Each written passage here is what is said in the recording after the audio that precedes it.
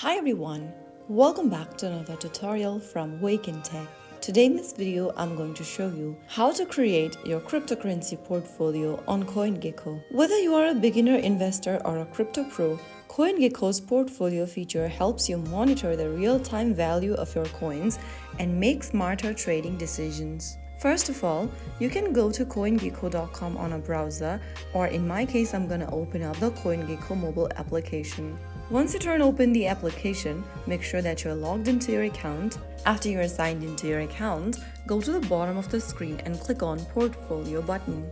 From the Portfolio page, go to the top right section and tap on the small plus button to add a new portfolio. Now, search for the coins and tap on them by their symbol or the name and select the coins that you'd like to add to your portfolio. After you do that, click on Add at the bottom and you have now created a new portfolio. You can keep adding more coins to the portfolio. Now you can easily track your crypto assets like a pro. So that's how you easily create a CoinGecko portfolio.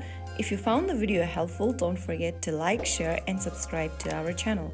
I will be back again in the next video. Thank you for watching.